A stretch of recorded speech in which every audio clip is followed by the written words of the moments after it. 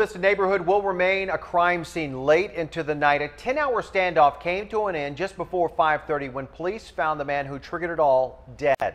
This is the mobile crab line unit arriving just about an hour ago. Well, the ordeal shocked a normally quiet neighborhood. Dozens of people were ordered to evacuate their homes. 10 News has team coverage of the standoff, including the scare for those people forced from their homes. But we begin with Steve Fiorina, who has been live at the scene all day.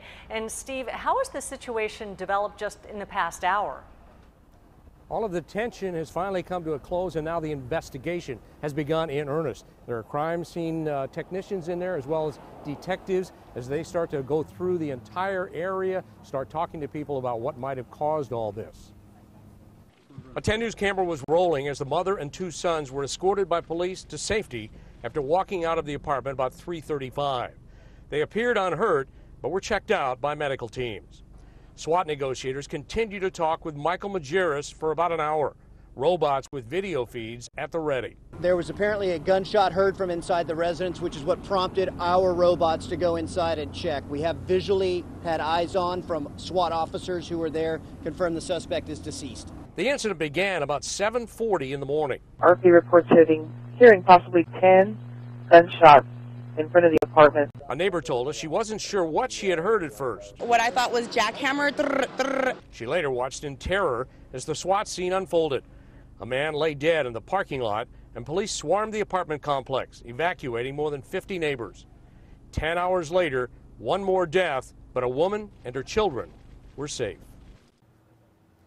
And just 10 minutes ago, one of the neighbors told me there's a lot of talk about what might have caused this, that it dates back a year. There had been hard feelings between this family and the dead man who was found in the parking lot, that it wasn't just the little people who were being victimized, but their children as well. We'll learn more as time proceeds. Live in Chula Vista, Steve Fiorina, 10 News. All right, Steve, and our team coverage of this breaking news continues with Riel Creighton, who spoke to a good friend of the suspect. Riel. Steve, he describes him as a very good father, a devoted father, and he simply cannot believe what unraveled here today. He says, in his words, he was a cool little cat who he'd never even seen angry. Well, neighbors here describe someone entirely different here today. Wow, what a shame. Feel sorry for the guy. Marco Alfaro showed up to the scene stunned about what could have led to this. The suspect, he says, a good friend and a drinking buddy who often talked about how much he loved his family. Oh, no anger, nothing like that. He's in there having a good time. But what happened at this apartment left other neighbors frozen in fear. It was pow, pow, pow, pow, pow, and then pause, and then one more. He just turns and starts shooting. Claiming to have witnessed the gunfire, stuck inside her apartment, unable to get out, one woman calls her husband, who's waiting for her at a police perimeter. He lets us listen in. I heard my neighbor next door screaming. She has a little baby. And again, instinctively, stupidly, I just got up, walked to my hallway, opened the door, looked to the left. He's walking up the stairs. I see the gun. She says their next door neighbor was killed. Just go ahead and go on the bus, right? Unit by unit, police lead even the youngest tenants to waiting MTS buses to take them to this Red Cross shelter at a nearby senior center.